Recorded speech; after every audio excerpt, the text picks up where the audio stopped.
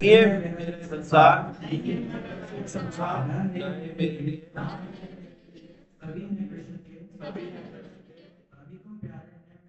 सभी को प्यारे हैं सदा। मेरे तो कृष्ण केवल दूसरा न कोई ऐसा भी उन्हीं का हूँ, शरण में हूँ उनकी सदा। सुख दुख नहीं जग में सिर्फ है परिस्थितियाँ हैं, सभी प्रसाद होगी लो लगे कृष्ण से सदा।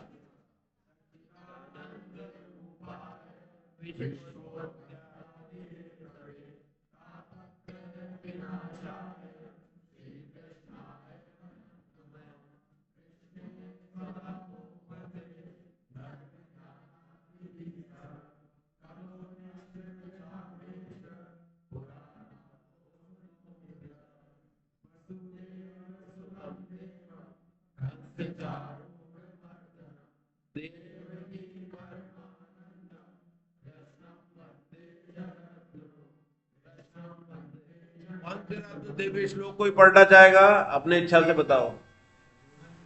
पंचरत्न दिव्य श्लोक आप पढ़ो। इसकी क्या महिमा है जो नए साधक नहीं जानते उनके लिए है कि इसको रोज पढ़ने से अगला जन्म मनुष्य का मिलेगा। ये स्वामी जी की वाणी है, स्वामी जी ने गारंटी ली है। और भगवान जो है अपनी प्रतिज्ञा तो भूल जाते हैं, तोड़ देते हैं, पर भक्त की प्रतिज्ञा का मान रखते हैं। इसलिए ये तो निश्चित है कि अगर हम रोज 5 श्लोक, जैसे हनुमान चालीसा याद हो जाती है ना, तो ऐसे 5 अगर इसको पढ़े रोज तो अपने को याद हो जाती है। और नियम बना लें, सोने से पहले पढ़ ले, दिन में ही पढ़ ले, सोने तक नौबत ही नहीं आया। पढ़िए। हरे कृष्ण। धन्यवात्मा भूतानामीश्वरो विंशति प्रकृतिं स्वामधिष्ठाय यदा यदा हि तत्सृष्टे ग्लानिर्भवति भारत अभ्युत्थानं धर्मस्य तदात्मानं सृजामि परित्राणाय साधूनां विनाशाय धर्म संस्थापनार्थाय संभवामि युगे युगे जन्म कर्म च मे दिव्या एवं यो वेत्ति तत्त्वतः त्यक्त्वा देहं पुनर्जन्म नेति मामेति सोऽर्जुन वीतराग वेगुणा मन्मया मां वैभो ज्ञान तपसा पूता। हरे कृष्ण हरे कृष्ण। तो अपने कितने अध्याय पूरे हो गए? 17वें अध्याय का क्या नाम था? श्रद्धा त्रय। 3 तरह की श्रद्धा कौन कौन सी होती है? सात्विक, तामसी, राजस और तामसी। श्रद्धा का दूसरा जो प्रयोग में लिया जाता है शब्द वो क्या है? विश्वास, अखंड विश्वास, दृढ़ विश्वास। श्रद्धा में फिर विवेक की जरूरत नहीं। आज ही सत्संग में कहा स्वामी जी, आज के कल के सत्संग में कहा है कि श्रद्धा हो जाए तो फिर विवेक की जरूरत नहीं है। हम कहते हैं ना हमें मिला है, क्या मिला है? विवेक, स्पष्ट विवेक मिला है। और क्या मिला है? स्वतंत्र कर्म करने का, नए नए कर्म करने का अधिकार मिला है। तो स्पष्ट विवेक क्या है? मैं शरीर नहीं हूं, शरीर अलग है, शरीर अलग है। शुरुआत देह देही शरीर शरीर से करी भगवान ने, और फिर कहां तक ले गए? आत्मा परमात्मा तक ले गए, और फिर कहां तक ले गए? क्षर अक्षर तक ले गए, और फिर पुरुषोत्तम ले गए। तीसरा और पैदा कर दिया उन्होंने, पुरुषोत्तम। 15वें अध्याय में ही कहते हैं कि गीता खत्म हो गई। जब भगवान ने कह ही दिया कि मेरे शरण आ जा और मैं ही पुरुषोत्तम हूं, तो खत्म हो गई। लेकिन कुछ शंकाएं रह गई थी जो अभी 18वें अध्याय तक है, और वो भी इधर बातों में चली गई, बात दूसरे आती रही। क्योंकि 7वें अध्याय में प्रश्न पूछ लिया था समग्र के बारे में, ज्ञान विज्ञान योग में पूछ लिया था ना कि ज्ञान क्या है, विज्ञान क्या है, समग्र क्या है। तो उसमें करते करते करते करते भगवान ने समग्र कहां ले गए? पुरुषोत्तम पे ले गए। 7वें से चालू हुआ, वो 15वें तक चला, वो विभूति योग वगैरह सब उसी में आ गया। और कहते हैं कि ज्ञान वाला जो विभाग है, 2 अध्याय है, वो 13वें 14वें है। 13वें 14वें थे ना? क्या था 13वां 14वां? क्या था? अरे क्षर अक्षर नहीं था उसमें, था कि नहीं? क्षेत्र वाला ये ज्ञान।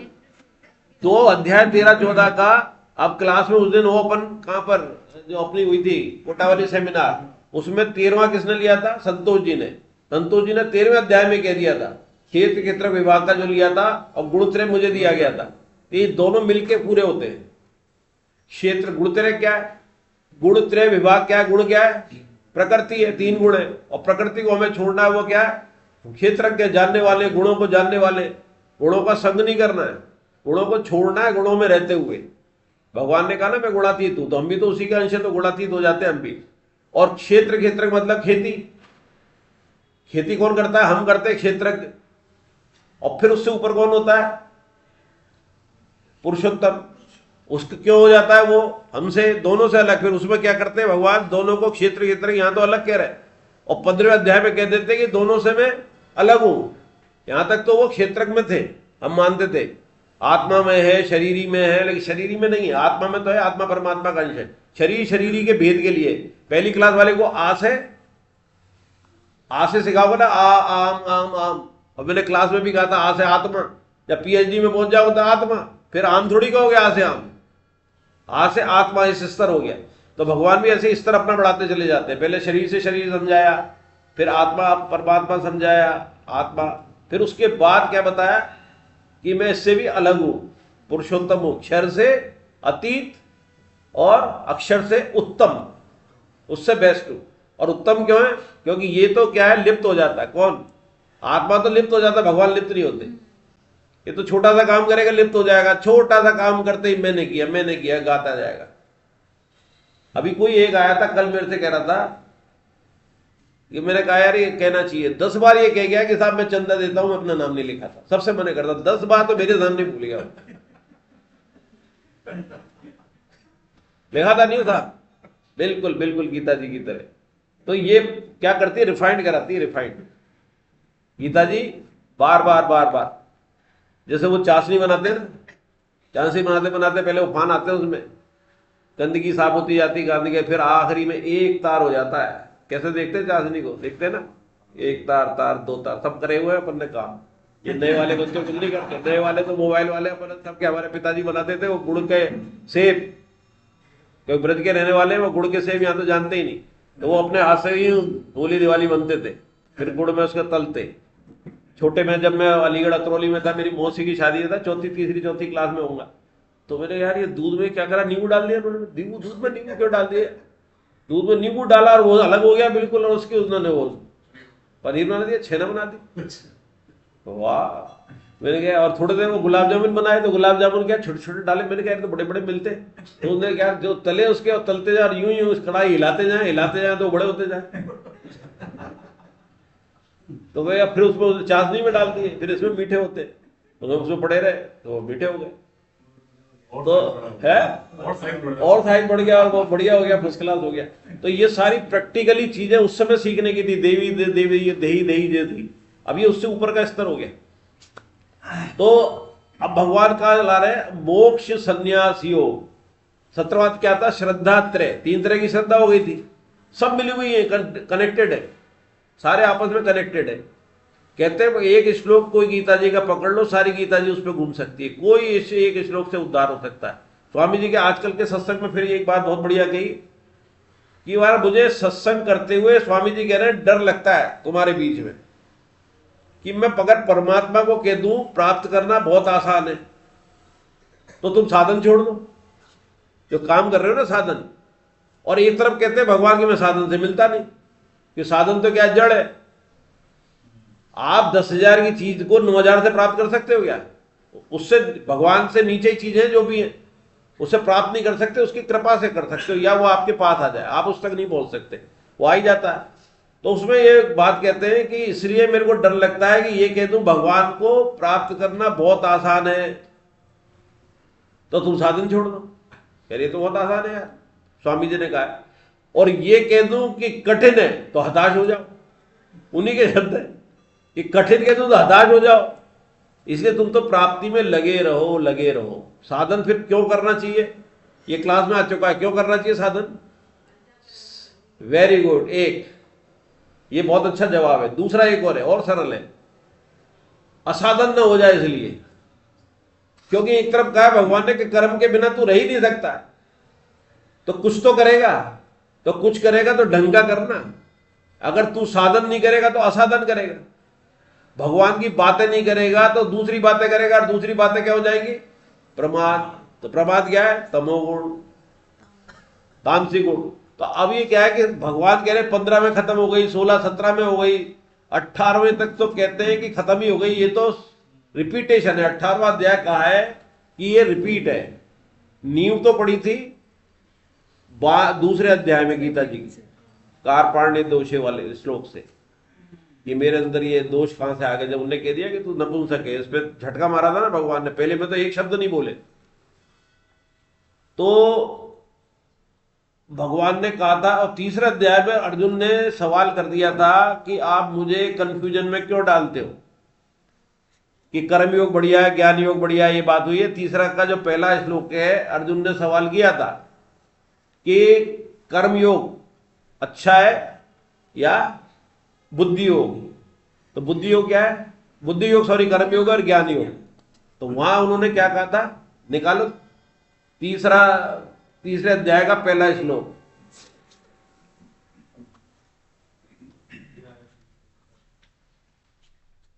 क्या है तीसरे अध्याय का?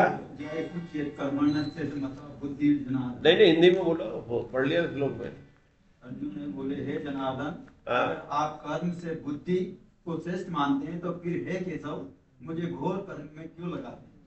आप अपने मिले हुए से वचनों से मेरी बुद्धि को मोहित कर रहे हैं। तो आप निश्चय करके उस एक बात को कहिए जिसमें मैं कल्याण को पाऊं। तो ये कर्मयोग और ज्ञान योग का गड़बड़ चल रहा है उनके, कि कर्मयोग बढ़िया और बुद्धि योग, वो ज्ञान योग बढ़िया। कर्मयोग और बुद्धि योग तो एक ही है। कर्मयोग को बुद्धि योग क्यों कहते हैं? क्यों कहते हैं? 18वां अध्याय चल रहा है, पीएचडी वाली क्लास है, पीएचडी वाले को पीएचडी वाला ले रहा है तो बराबर होता है, इक्विवेलेंट होता है। हम जब एमडी कर रहे थे तो एमडी के एग्जाम में देते हुए तो हमारे जो असिस्टेंट प्रोफेसर थे या प्रोफेसर भी थे, उसने कहा तुम में और हमें कोई फर्क नहीं है, तुम ये अब एग्जैक्ट अब इम्तान दे लिया, एमडी डिग्री हो जाओगी, तुम्हारी और हमारी डिग्री बराबर है, बल्कि तुम्हारी नॉलेज ज्यादा है, हमारा अनुभव ज्यादा है। नॉलेज जो है एमडी जो मैक्सिमम कर लेता है, हमने पढ़ लिया ताजा ताजा, तो हमारी नॉलेज इस समय बहुत तेज है। जो गीता पे चल रहा है भले ही, तो उसके पास अनुभव बहुत है गीता जी का, 20 साल से जो पढ़ रहा, और हम ताजा ताजा पढ़ रहे हैं। आज 18वें अध्याय के जितने श्लोक पढ़ेंगे तो हमारी नॉलेज बेस्ट हो गई ना। क्लास से निकलते ही कोई भिड़ ले हमसे, जितने श्लोक हो जाए 18वें अध्याय के। पीछे वाले तब मजबूत होंगे जब हमने रिवीजन किया होगा, तो नॉलेज अपनी तगड़ी हो जाएगी। तो इसको क्या है कि अब इसको भगवान दूसरी चीजों में उलझ गए, अब इसका उत्तर आता, फिर वही प्रश्न आ जाता है। तो इसको एक कलुष अध्याय क्यों कहा है? कि ये कलश है, इसमें सबका सारांश है। तीसरा चौथा अध्याय तो शुद्ध क्या था? कर्मयोग। और 13-14 अध्याय क्या है? शुद्ध 13-14 कौन सा होगा? ये ज्ञान योग।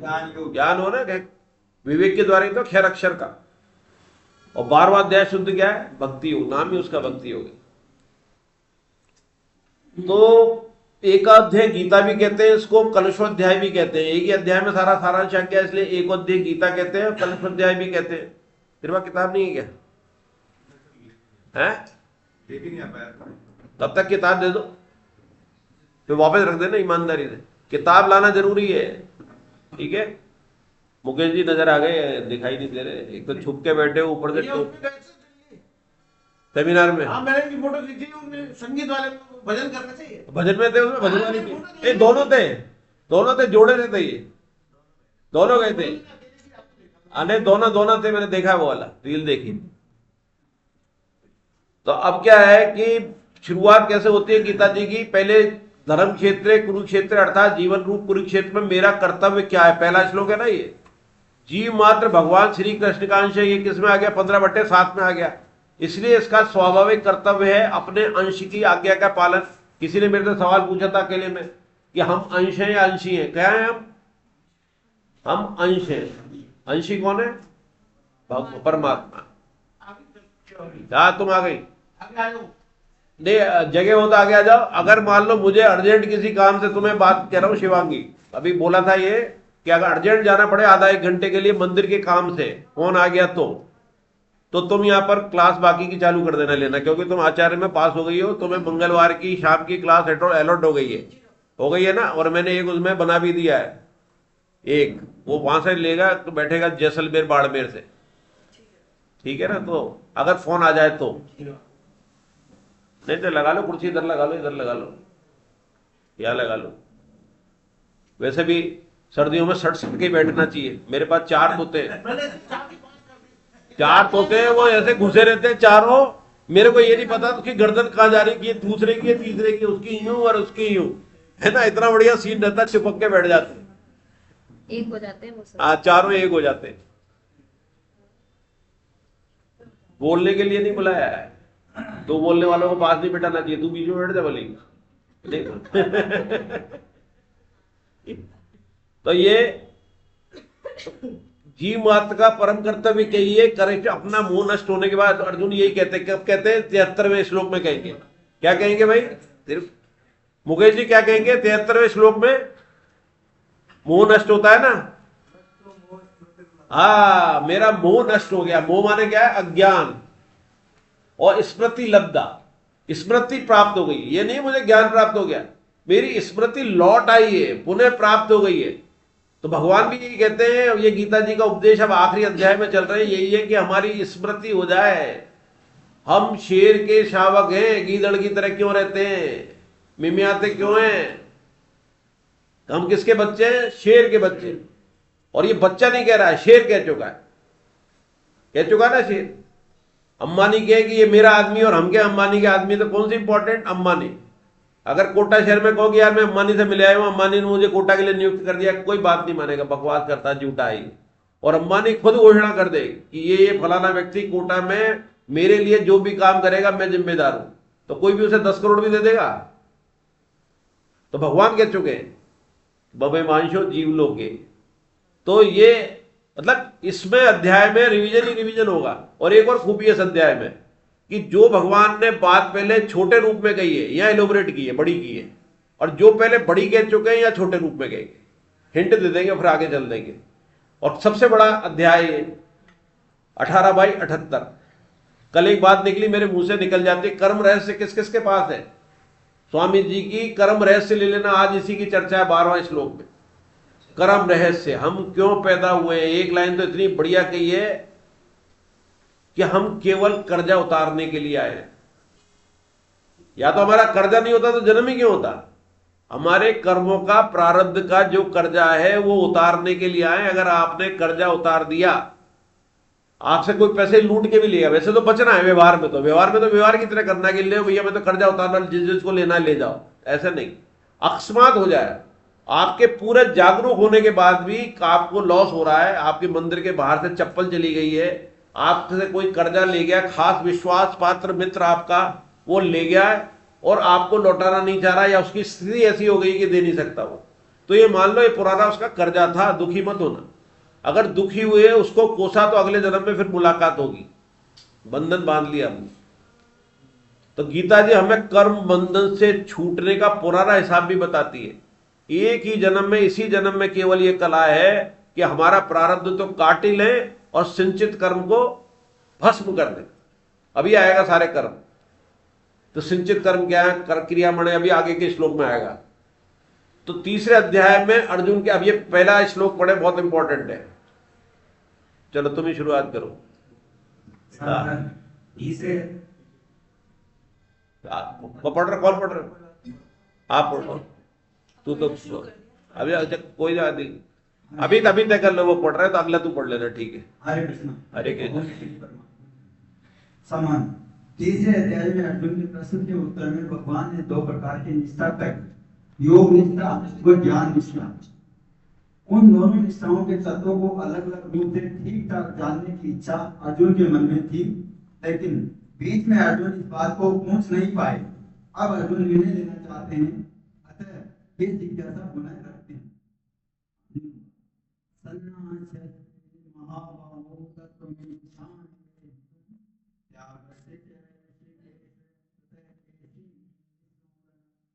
अर्जुन बोले, हे मां, हे ऋषिकेश, हे केशव, मैं संन्यास और त्याग का तत्व अलग अलग जानना चाहता हूँ। तो वही जो 3/1 और 2 में भगवान ने जवाब तो दे दिया था तीसरे श्लोक में, लेकिन वो बात अधूरी रह गई और अर्जुन के फिर वो प्रश्न रह ही गया। तो अर्जुन ने पूछ ही लिया प्रश्न। तो भगवान कहते हैं कि अर्जुन बोले, पहले तो अर्जुन का प्रश्न है कि हे महाभाव, हे ऋषिकेश, हे केश निषूदन, मैं संन्यास और त्याग का तत्व अलग अलग जानना चाहता हूं। बड़ा उलझा सा लगता है ये बात, संन्यास और त्याग का तत्व, और 3 संबोधन दे रहे हैं। आदमी एक संबोधन से तभी बोलेगा जब क्लियर कट होगा। 3 संबोधन है तो 3 अलग अलग विचार चल रहे हैं उसके मन में, इसलिए तीनों नाम बोल दिए। पहले भी कहा है ना अपन ने जब क्लास आरंभ की थी, कि हर बार संबोधन का महत्व है।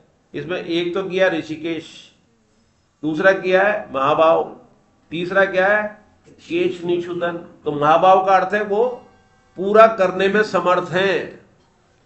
तो सांख्य निष्ठा में अहंता के त्याग से ममता का त्याग हो जाता है। सांख्य निष्ठा मतलब ज्ञान योग, और ज्ञान योग क्या है, ये शरीर मेरा नहीं है, शरीर संसार का है, जो कुछ कर रहा है शरीर संसार के लिए कर रहा है, मेरा इससे कोई मतलब नहीं है।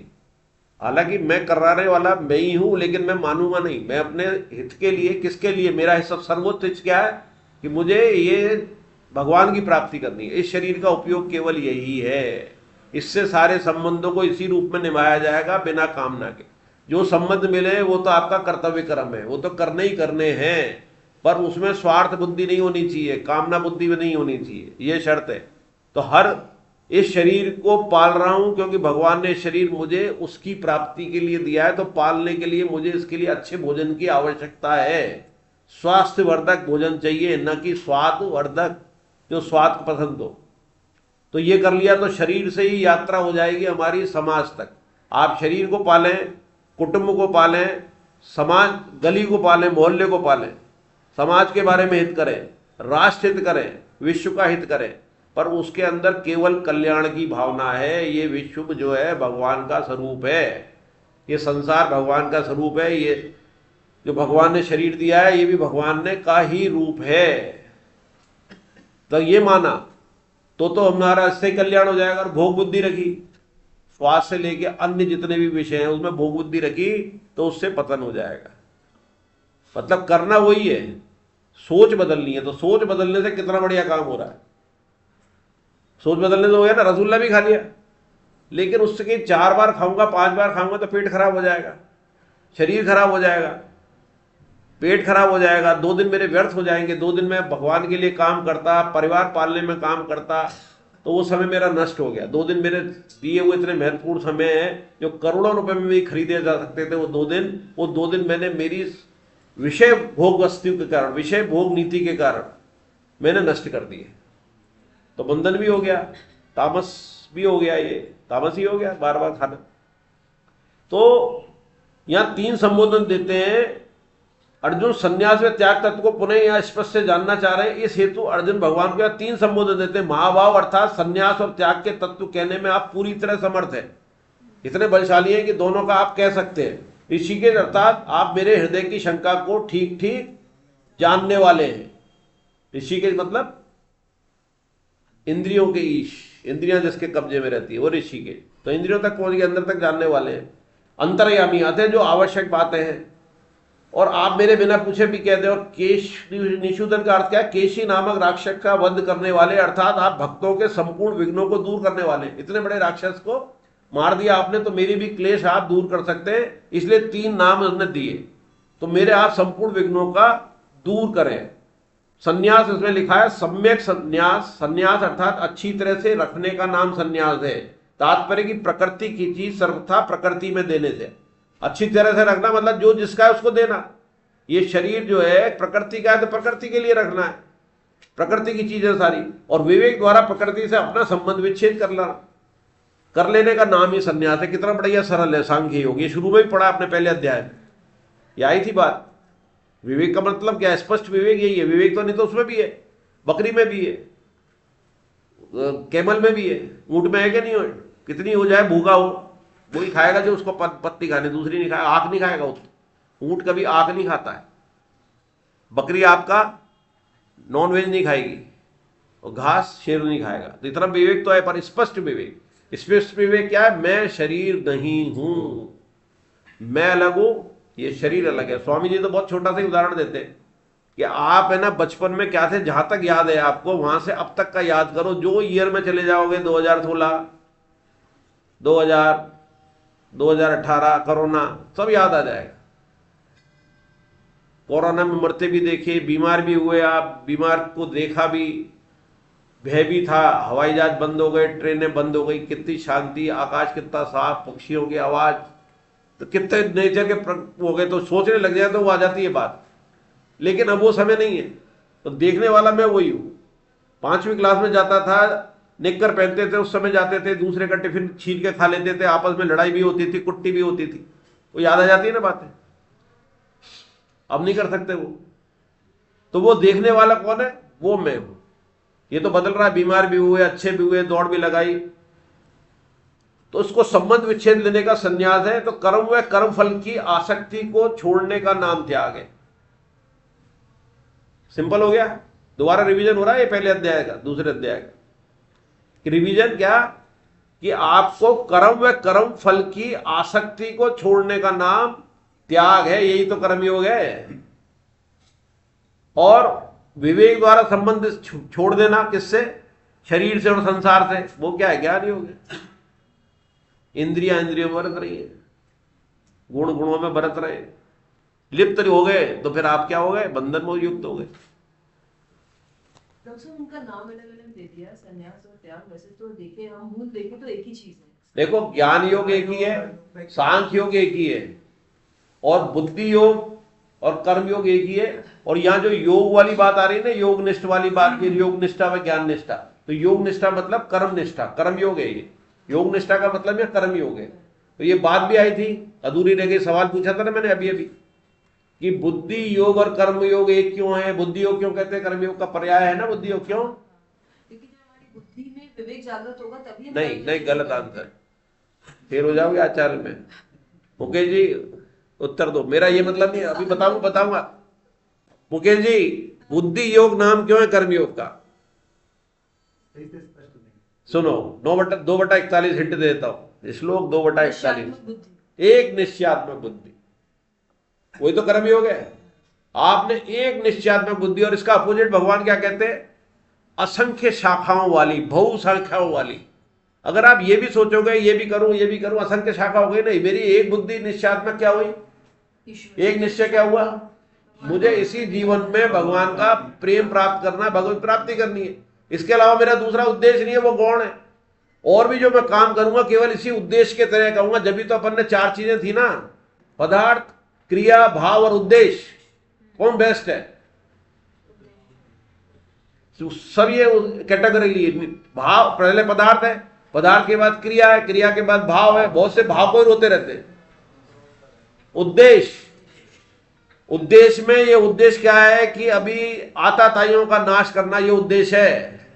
तो भाव कोई सा भी हो, भाव दूसरा हो गया कि भाव ये आ रहा है उसका, ये तो मेरे गुरु है, गलत हो गया ना, उसी से दिक्कत हो गई। भाव तो अच्छा है उसका, अर्जुन का, कि मेरे गुरु को कैसे मारूं, मेरे आदरणीय पितामह को कैसे मारूं, और इनको मार के मैं राज्य लूंगा, तो भाव में तो गलत हो गया ना काम। उद्देश्य क्या है? आताताइयों के साथ जो भी होगा, वो अगर पलटी मार के इधर आ जाते, उन्हें मौका दिया गए।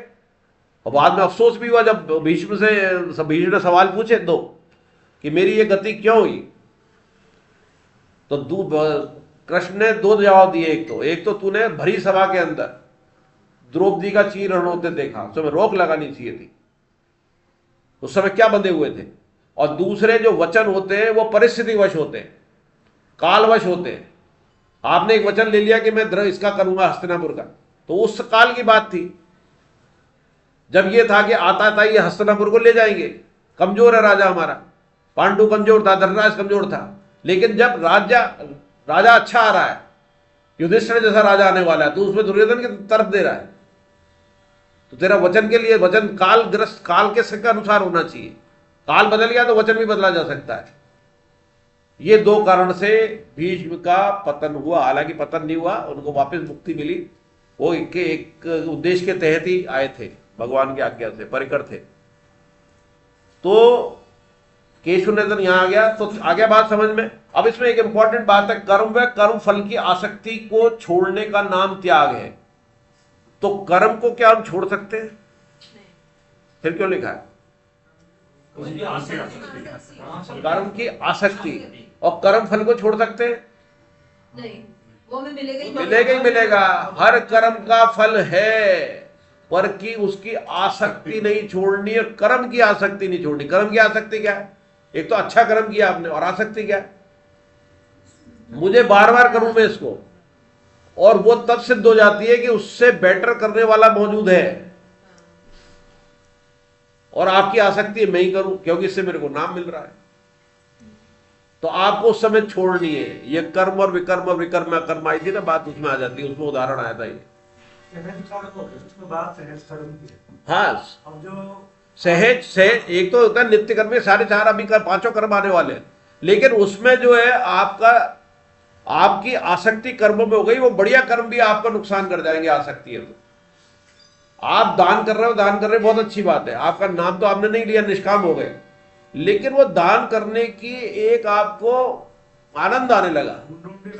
वो आनंद कौन सा वाला आया? फिजिकल वाला आनंद, कि करने में मुझे अच्छा लग रहा है, दुनिया से वाहवाही मिल रही है। तो स्वामी जी एक लाइन कहते हैं ना, ऐसे में कभी भी कोई बहुत अच्छी चीज में करते तो जाओ, पर सबसे बढ़िया तरीका है उदासीन हो जाओ। उदासीन का कोई मुकाबला नहीं है। किसी से विरोध है तो उदासीन, कोई वाहवाही कर रहा है तो उससे उदासीन, और उदासीन का मतलब क्षमता हो गई। आप देखो कि आपकी बार बार बढ़ाई हो रही है, बार बार एक नहीं कर रहा, अनेक कर रहे हैं, तो उस समय आपके अंदर क्या हो रहा है? बाहर तो दिखाने के लिए आप ना कर दोगे, अरे यार अच्छा नहीं लगता, ये तो भगवान की इच्छा थी, ये करती, पर अंदर से तो लग रहा है ठीक है, और दो चार बोले। तो दो जो दोबारा ये बोल रहे हैं ना कि मेरी तो कोई इच्छा नहीं है यार, तो भगवान ने करा लिया, वो और इंप्रेशन मारने के लिए कह रहे हैं उस पे कि देख मैं तो इतना ऊंचा उठ गया हूं, जबकि है नहीं। अंदर टटोलो, अंदर वो खुद ही टटोल सकता है। गीता टटोलवा देगी कि ये तो गड़बड़ कर रहा है तू, और उसको बोलो नहीं। और एक सुंदर तरीका है कि आपकी कोई तारीफ कर रहा है तो हाथ जोड़ के खड़े हो जाओ, प्रभु का ध्यान करो अंदर से कि प्रभु बचाओ बचाओ बचाओ, क्या करा रहे हो आप, बचाओ बचाओ। आपको समर्पित आप ही ने करा, और ये आप ही झेल सकते हो तारीफ, मैं नहीं झेल सकता, मैं तो विचलित हो जाऊंगा, गिर जाऊंगा, मुझे बचाओ। तो आपको फिर उदासीन बना देंगे प्रभु, आप विचलित नहीं होगे, फिर वो कहोगे नहीं आप हाँ ठीक है ठीक है ठीक, कोई बात नहीं कोई बात। ये भी ध्यान नहीं दोगे कि किसने तारीफ करी थी और किसने बुराई करी थी। इससे ऊपर हो गए तो ये उदासीन वाली लाइन में आ गया। स्वामी जी के शब्द बड़े शानदार होते हैं। उदासीन में उदासीन पकड़ा, मैंने कहा उदासीन तो बहुत अच्छी बात है, इसी में तो सारी क्षमता आ गई। जैसे अपन ने उधर कितनी बार एग्जाम्पल दिए थे कि अनंतपुरा जा रहे हैं, झगड़ा हो रहा है बीच में, तो उदासीन होकर निकल गया ना, अपने को लेना देना नहीं, संबंध नहीं जोड़ा हमने, संबंध जुड़ते ही मुसीबत है। तो त्यागी, अब इसमें लिखा भी है, अपन पहले चर्चा क्योंकि रामकृष्ण परमहंस ने कहा गीता गीता गीता गीता गीता गीता 10 बार जल्दी से बोलो तो त्यागी त्यागी हो जाएगा। तो त्याग ही आखिरी रहस्य है। समता भी आ गई, एक निश्चयात्मक बुद्धि भी हो गई गीता ही से, जो शरणागति भी हो गई, कर्म फल की आसक्ति का त्याग भी हो गया। कितनी बातें देख सुनने में बोलने में बहुत अच्छी लगती है, लेकिन हम स्वभाव के परवश हैं। संतोष जी तो कहते हैं हम गुलाम है अपने स्वभाव के, सब जन सब गुलाम है, और ये पकड़ने की कहां से गुलामी है और उसको छोड़ूंगा मैं। बार बार गलती अगर आप पकड़ने लग गए यार ये गलती हो गई, तो इसका मतलब जागरूक तो हो गए, हरदम जागरूक रहिए बंदा। तो जागरूक दिखने तो लग गया, अपने अवगुण दिखने तो लग गए। अब ये लिस्ट बना लो अपने अवगुणों की और वो भगवान के चरणों में डालो, उन्हीं को बोलो देख मैंने आज ये गलती करी, मैंने तेरे से कल कह दिया था क्यों नहीं संभाला, उसी के माथे कि तूने क्यों नहीं संभाला, कर दी थी ना मैंने, मैं सक्षम नहीं हूं ये भी कह दिया था, तो या मेरी परीक्षा ले रहा तू बार बार। तो भगवान के समझ जाएंगे, वो तो अंतर्यामी है, ये नौटंकी नहीं कर रहा है यार, रोज याद कर रहा है कि गलती होगी, समर्पित तेरे को कर दिया, गलती होगी। हरे कृष्णा। अगला श्लोक, हाँ बोलो।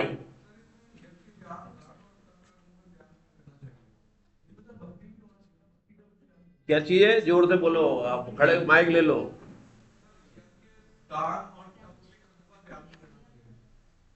क्या कहा? तो बहुत जोर से बोलो। हाँ, सब सर सुनो, माइक से बोलो, सबने बहुत अच्छा प्रश्न है ये, बोलो। यज्ञ तप और दान का कर्म त्याग नहीं करना चाहिए। क्या नहीं करना चाहिए इनका? यज्ञ तप और दान का नहीं। तो अभी अभी आएगा अगले श्लोक में। अभी कहाँ पहुंच गए तुम महाराज? अभी तो भगवान यज्ञ तप और दान का त्याग करना चाहिए नहीं करना चाहिए, इसका जवाब अभी भगवान ही देंगे। क्या भक्ति? भक्ति तो क्रिया है ही नहीं, कहीं नहीं है। भक्ति तो समर्पण है, शरणागति है। ये तो दूसरे के माथे, कर्म कुछ नहीं करना, पड़ गए माथे। दोनों में क्रियाएं, कर्म योग में भी और ज्ञान योग में भी। भक्ति में क्रिया नहीं है, माथे है उसके, क्रिया वो करे। फिर जिसके माथे है वो करेगा ना। शरण भक्ति मतलब शरणागति। भक्ति इसलिए विलक्षण है, इन दोनों से भी भक्ति प्राप्त की जाएगी आखिरी में, बिना भक्ति के नहीं होगा काम। कर्म योग से भी और ज्ञान योग से भी जब तक भक्ति नहीं मिलेगी पतन होगा या पहुंचेगा नहीं वहां तक। हाँ, वो दोनों ही है, साध्य और साधक, सब कुछ उसमें। भक्ति के बाद जब भी तो कहा प्राप्ति हो जाती है, ज्ञात ज्ञाता भी हो जाता है, ये तो कहा नहीं है उसमें। तीनों चीजें अपने आप मिल जाती है। सवाल तो अच्छा जिज्ञासा रहनी चाहिए। ये इसका उत्तर भी आएगा तपदान का, कि इसको छोड़ना चाहिए नहीं छोड़ना चाहिए। दूसरा तीसरा श्लोक इंपॉर्टेंट है, पढ़ो।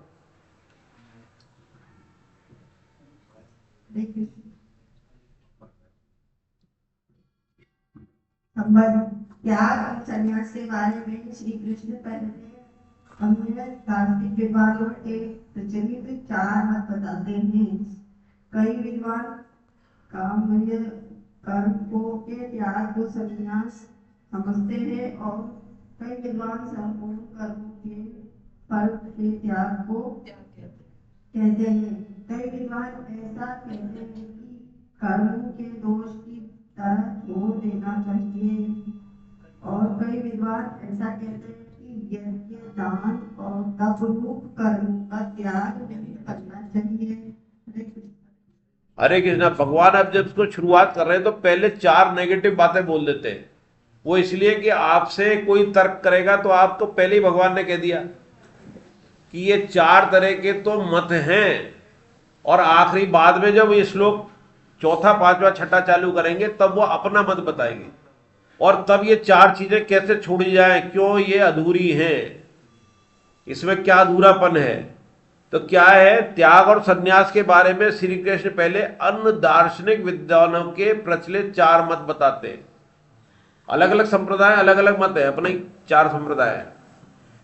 तो भगवान बोलते हैं कई विद्वान काम्य कर्मों के त्याग को संन्यास समझते हैं। काम्य कर्म मतलब, काम्य मतलब कामना, तो कामना से रहित होने चाहिए, निष्काम होने चाहिए, हम तो पढ़ते ही आ रहे हैं। तो काम्य कर्मों के त्याग को संन्यास कहते हैं, पहला मत ये है। कई विद्वान दूसरा मत है, संपूर्ण कर्मों के फल के त्याग को त्याग कहते हैं। अब इसको कैसे काउंटर करेंगे भगवान आगे। दूसरा हो गया, कई विद्वान ऐसा कहते हैं कि कर्मों को दोष की तरह छोड़ देना चाहिए, तीसरा मत हो गया। चौथा, कई विद्वान ऐसा कहते हैं कि यज्ञ दान और तपरूप कर्मों का त्याग नहीं करना चाहिए। अब अपन 18वें अध्याय में चल रहे हैं, ये सबके उत्तर हमें आने चाहिए।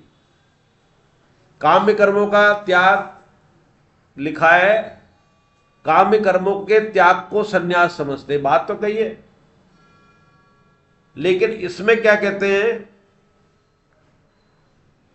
पहले मत में काम कर्मों के त्याग का ही जिक्र है, परंतु नित्य नैमित्तिक आदि कर्तव्य कर्मों के बारे में नहीं किया गया कुछ। तो इसके लिए जो आगे का पैरा है कि 5 तरह के कर्म होते हैं, इसमें अभी जो चर्चा हो रही थी उसका जवाब आ जाएगा। 5 तरह के कर्म होते हैं, इसके अलावा कोई दूसरे कर्म नहीं होते। पहला क्या है, नित्य कर्म, प्रतिदिन किए जाने वाले कर्म, जैसे संध्या गायत्री आदि, भजन पूजा करते हैं हम बिना कामना वाले जो करते हैं, वो नित्य कर्म है। नैमित्तिक कर्म है, देश काल परिस्थिति आदि किसी निमित्त को लेकर, निमित्त मतलब नैमित्तिक मतलब निमित्त है। शादी ब्याह के लिए कोई कर्म किया जाता है, कोई मेहमान आ गया तो उसके लिए कर्म हो गया, हमें उसकी आ गया तो उसके लिए हमें भोजन बनाना है, उसके आदर करना है, निमित्त को लेकर जैसे गंगा प्रयाग आदि तीर्थों में जाकर शास्त्र विहित कर्म, देशकृत एकादशी, होली, दीपावली पर्वों पर, किसी विशेष परिस्थिति में जन्म, मृत्यु, विवाह, सत्संग आदि के अवसर पर, इसमें जैसे मेहमान वाला उदाहरण ले लिया, तो ये जो होते हैं ये किसी निमित्त के तहत गए। निमित्त हो गया ना कोई कि ये इसके लिए कर रहे हैं, वो भी करने चाहिए, नैमित्तिक कर्म है। शास्त्र विहित कर्म जो शास्त्र के अनुसार है। अब शास्त्र में भी दो बातें परिस्थितिकृत, जैसे भीष्म जी की बात आई थी, वो शास्त्र का तो सहारा लिया उन्होंने कि मैं रक्षा करूंगा, लेकिन काल के वशीभूत नहीं हो गए वो। जब वो कमजोर थे उसमें ये जोड़ लेते कि जब तक इसका हस्तिनापुर का अच्छा समझदार मजबूत शासक नहीं आ जाता तब तक मैं इसका संरक्षण करूंगा। तो ये बात मान लेते, उन्होंने कहा हमेशा करूंगा जो उस पर अटैक करेगा।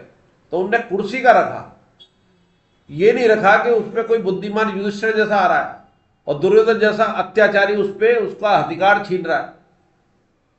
तो उसके खातिर कृष्ण भगवान से प्रेरित होकर अर्जुन युधिष्ठिर युद्ध करते न चाहते हुए भी, पहले तो ना करते, और दुर्योधन 5 गांव देने को भी तैयार नहीं होता। तो भीष्म क्यों नहीं बोल रहे? क्यों बंधे? कुर्सी से बंधे हुए, इसका मतलब न्याय से नहीं बंधे हुए, समय काल से नहीं बंधे हुए। तो वो कर्म उनका गलत हो गया। बाबा काम में कर्म मतलब कामना पूर्ति के लिए किए जाने वाले कर्म, और प्रायश्चित कर्म किसी पाप के शमन या भूल सुधार के लिए वाले कर्म, और कर्तव्य कर्म जैसे जीव को पालन हेतु हुए किए जाने वाले कर्म या शरीर के लिए आवश्यक कर्म, शरीर के लिए भोजन कराना ये करना, उसमें बिना कामना के कर रहे हैं तो कर्तव्य कर्म से ही हमारी मुक्ति हो सकती है।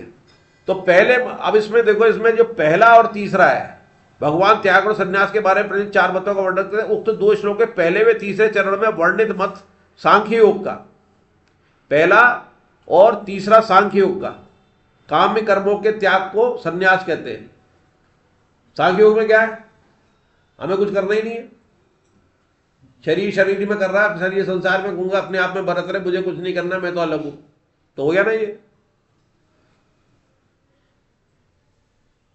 पहले मत में काम्य कर्मों के त्याग का जिक्र है, त्याग कर दिया ना अपन ने अपने आप कर्म करने का, शरीर कर रहा कर्म, मैं तो कर ही नहीं रहा। और तीसरे मत में सब कर्मों को दोष की तरह छोड़ने की बात है, परंतु संपूर्ण कर्मों का त्याग संभव नहीं है। तो तीसरे में कर्मों को छोड़ रहा है, तो कर्मों को छोड़ता ही तो है वो ज्ञानी। तो इसलिए तो आया था जब अपन ने पढ़ा था डिफरेंस, 12वें अध्याय में आया था ना, वो 10-12 डिफरेंस आए थे, सांख्य योग वाले और ये वाले कर्मयोग वाले। कर्मयोग क्यों आसान है उसमें आया था ना। उसमें ये आया था कि फिर वो अपना जीवन निर्वाह कैसे करेगा, हिमालय में चला जाएगा तो कर्म तो करने पड़ेंगे, इसलिए कठिन है वो। उसकी व्यवस्था भगवान कर दे, शिष्य करे, तो कोई कर रहा है, वो कुछ ना कुछ कर्म तो करना ही पड़ेगा। बिना कर्म के कोई भी मनुष्य रह नहीं सकता। अब वो कर्म करने और इतने सारे कर्म में तो कैसे किया जाए, यही कला है गीता जी में। पहला तो कामना ही सब है, निष्काम होकर करते जाओ हर चीज। तब दान में भी यही बात आएगी, निष्काम करो, त्याग नहीं करना चाहिए। दूसरे मत में केवल फल त्याग की बात है, परंतु संपूर्ण कर्मों का त्याग संभव ही नहीं है, छोड़ ही नहीं सकते। फल का त्याग भी नहीं करते, फल तो मिलेगा। फल की आगे आएगा, आगे वाले श्लोक में फल की आशा का त्याग है, फल की इच्छा का त्याग है। जो मिल रहा है वो बेस्ट है, वो 2/47, फल का हेतु मत बन। तो कर्म तो खूब करो, कामना रहित हो गए, और फल की इच्छा की आसक्ति नहीं होनी चाहिए, उसके इच्छा के नहीं करनी, मुझे करना है, अच्छा करना है, जो मिले बेस्ट है। तीसरे मत में सब कर्मों को दोष की तरह छोड़ने की बात है, परंतु संपूर्ण कर्मों का त्याग संभव नहीं है, और कर्म त्याग से जीवन निर्वाह भी संभव नहीं है। चौथे मत में यज्ञ, तप व दान रूपी कर्मों के त्याग का निषेध है। इसका तो निषेध है हमारे, ये तो करना ही करना है। लेकिन वर्ण आश्रम परिस्थिति को लेकर किए जाने वाले कर्म के विषय में कुछ नहीं कहा है, निषेध तो कह दिया है। लेकिन क्या वर्ण के आधार पर, आश्रम के आधार पर परिस्थिति को लेकर हमें नहीं करने पड़ेंगे? ये यज्ञ भी करने पड़ेंगे, अपने कर्म भी। यज्ञ क्या मतलब है? अपना जो कर्तव्य कर्म है करना। तब क्या है कि वो जो कर्म कर रहे हैं, कर्तव्य कर्म, उसके अंदर अनुकूल प्रतिकूल परिस्थिति आ जाए, उसमें प्रसन्न रहना, वो तप है। और दान रूपी कर्मों के त्याग का निषेध है।